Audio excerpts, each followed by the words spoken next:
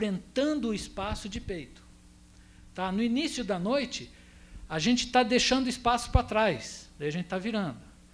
Quando meia-noite, o espaço está, vamos supor que existisse o éter parado lá fora, ele estaria correndo assim, né, no céu. E no final da madrugada, a gente está entrando no espaço de cara, entenderam essa analogia? Então, na madrugada, é quando acontece a maior parte dos fenômenos, os mais bonitos, pelo menos. Tá? E sempre lembrando, meteoro é o nome de um fenômeno atmosférico. Não precisa ser um asteroide chegando, tá? Uma pedrinha chegando. Tá? Meteoro é qualquer fenômeno que aconteça na atmosfera. Por exemplo, um pilar de luz pode ser chamado de um meteoro. É um fenômeno óptico que acontece na atmosfera. Né? Mas ninguém usa essa terminologia, mas tecnicamente ela é isso. Meteorito é o meteoro que vem de fora da Terra, que consegue chegar até aqui na Terra. A gente consegue catar e estudar ele. Tá? E a gente chama de meteorito. Então, aqueles riscos são meteoros, e o que a gente consegue capturar são os meteoritos. Eu tinha... Será que dá para começar um outro? Nós temos aí... Alguém tem alguma pergunta?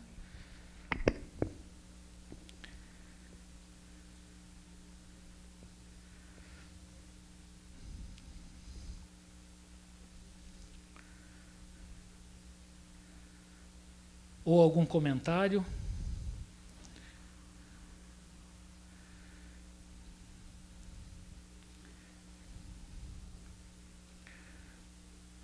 A gente pode avançar aí mais uns 10 minutos para ganhar tempo. A maioria das palestras que a gente tem aqui foram desenvolvidas em parceria com o Miguel Moreno, lá de Londrina. Tem alguém de Londrina aqui? E do GEDAL deles lá, eles têm um acordo com o Museu de Ciência e Tecnologia, com a UEL, e daí são adaptadas por mim, né? Eu peço permissão, claro, sempre cito o nome. Ele também deu permissão para passar para quem eu quisesse, desde que fosse para divulgação de astronomia, aprendizado de astronomia. Então, isso fica para quem quiser. Esse aqui, se alguém já assistiu Cosmos, é o início do capítulo, o início do primeiro DVD, que ele explica sobre a torta de maçã. Daí ele fala, se você quer fazer uma torta de maçã, primeiro você precisa criar o universo. E depois ele vai explicar a seguinte ideia, que é o quê? Vai chegar naquela frase, que todos nós, tudo aqui em volta, é feito de estrela morta, aliás. Tá? Todos os átomos dos quais a gente é formado, eles foram usinados, eles foram fabricados, eles apareceram numa estrela. Tá? A fábrica de matéria-prima do universo são as estrelas. Elas nascem, vivem, quando morrem, joga tudo isso para o espaço. Tá? E isso vai virar outras estrelas, vai virar planetas, vai virar um monte de coisa. Tá? Então, não existe um único átomo daqui, talvez os de hélio ou de hidrogênio, alguns, uma minoria deles, não estejam nesse grupo, mas todos os outros foram forjados, a grande maioria, 99,999% deles, foram forjados dentro de estrelas. Então, aquela frase, somos feitos de estrelas, é um negócio corretíssimo, né, cientificamente falando. Então, o átomo. Lembram de mol? Pô, vai a aula de química aqui. Mol é uma coisa que... Estequiometria é uma coisa assustadora. Ainda é, para mim. Mas mol é uma quantidade, é uma unidade de quantidade. Tá? Do latim é grande massa. Essa aqui é, se não me engano, o último conceito de mol. A quantidade de matéria que contém tantas entidades elementares quanto são os átomos de carbono 12, contidos em 12 gramas de carbono 12, no seu estado fundamental, quer dizer, eles não podiam estar ligados quimicamente. Então, você pega 12 gramas desse carbono 12 e conta quantos átomos tem de carbono ali, dá esse número, 6, unidades. Então, a gente pode falar 1 mol de água, 1 mol de areia, a gente pode falar 1 mol de qualquer coisa, tá? 1 mol de microfones, né? Geralmente, a gente usa para átomos, moléculas, e geralmente no estado sólido ou gasoso. Mas, a rigor, você pode usar para qualquer coisa. Então, esse é o número grandão lá. Ó. Tem tudo isso aí dentro de 1 mol. Em 12 gramas de carbono, o carbono 12, você tem essa quantidade absurda de átomos. Agora aqui, mostrando um negócio bacaninho aqui, ó. 1 mol de água contém esse número aí, 6,02 vezes 10 a 23 moléculas de água. Uma molécula de água tem... Opa, eu já passei, já entreguei a resposta. Uma molécula de água tem 2 angstroms e meio. Tá? Se você enfileirar 4 moléculas de água, você vai conseguir um micro. Um nanômetro. 1 angstrom é 10 a menos 10, né? 1 mol de moléculas de água enfileiradas daria que distância, mais ou menos? Ela podia ir e voltar mais de 500 vezes do Sol. Tá? Mais de 1000 unidades astronômicas. Uma unidade astronômica é o quê? É a distância média da Terra até o Sol. Tá? Unidade astronômica, isso. Nós já falamos aqui de parsec, de unidade astronômica. A outra unidade importante é o ano-luz. O ano-luz é uma unidade de distância. É a distância que a luz consegue percorrer em 1 ano naquela velocidade dela no vácuo. Beleza? Essa é a definição completa. A luz dentro de uma fibra óptica é muito mais lenta.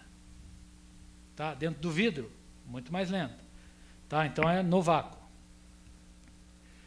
O tamanho do universo. Esse aqui eu só vou dizer que é uma coisa complicada. Não existe nenhum acordo entre os físicos sobre o tamanho. Quanto à explicação, então, parece que um negócio é bem mais complicado.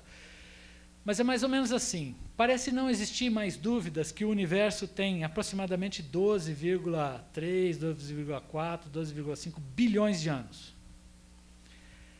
Se o universo nasceu há 12 bilhões de anos, ele jamais poderia ser maior, ter um raio maior do que 12 bilhões de anos-luz. Eu não estou correto? Se ele estivesse se expandindo desde o nascimento na velocidade da luz, mesmo assim, o diâmetro máximo dele seria de 24 bilhões de anos-luz, se ele fosse esférico. Mas dizem que ele tem mais de 40 bilhões de anos-luz. Isso é uma coisa que assim, você pode falar para o aluno, mas não se meta a explicar, porque é um negócio que, quando a gente pergunta para astrônomo velho, aí, macaco velho, não consegue explicar.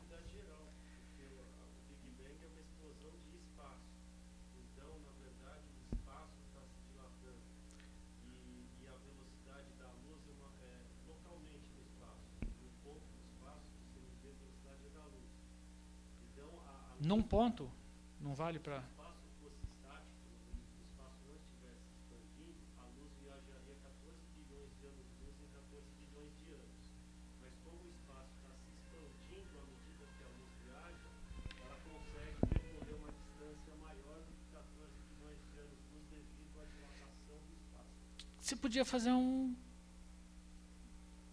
tutorial para a gente, né? Porque também não está na grande inflação, porque a grande inflação foi até o tamanho de uma uvinha, né? Incluindo tudo. Isso seria interessante a gente ver as equações, porque sem isso não tem... E eu também não engulo. A não ser que eu veja... Eu acho que eu já vi que você gosta da relatividade e deve ter alguma experiência. Se puder passar para a gente, acho que para todos, né? Eu agradeceria muito. Pois é, mas eu prefiro ver com os dados, batendo ali os... porque, na verdade, a gente também não consegue ver muito mais do que uns... Na verdade, tem algumas incoerências, por exemplo, tem coisas que aparentemente estão numa distância muito maior do que o que a gente poderia ver teoricamente, né? Mas isso deixamos para depois. Mas se você puder fornecer para a gente essas explicações, inclusive quantitativas, pô, seria legal. Essa é uma questão que eu tenho faz tempo e nunca matei. Química da vida, vamos ver quem acha o irídio aí.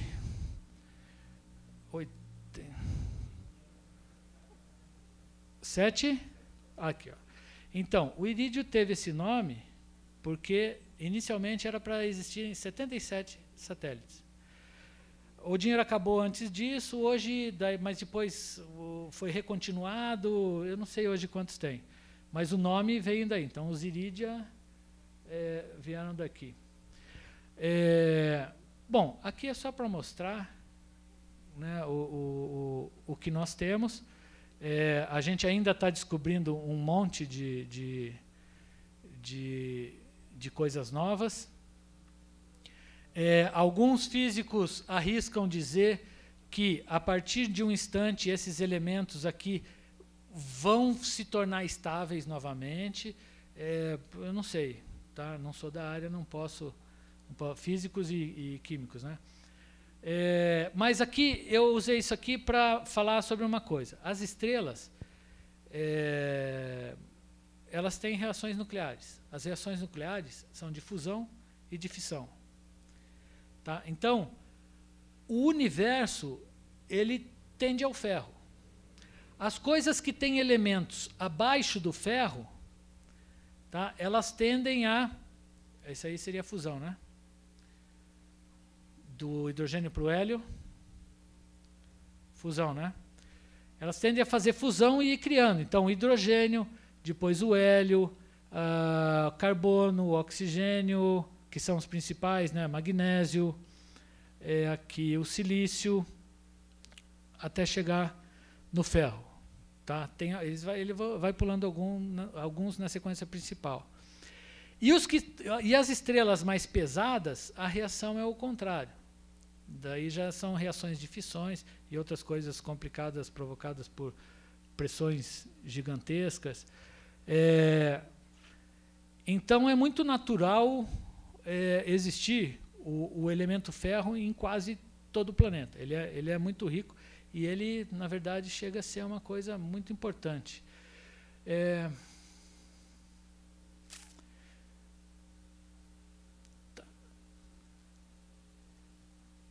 Eles estimam que o interior, o meiozinho aqui da estrela, seja de ferro e a fábrica dos elementos comece de dentro para fora aqui, hidrogênio, hélio. Então, tem camadas de formação. Essas camadas de reações, elas acontecem em vários layers.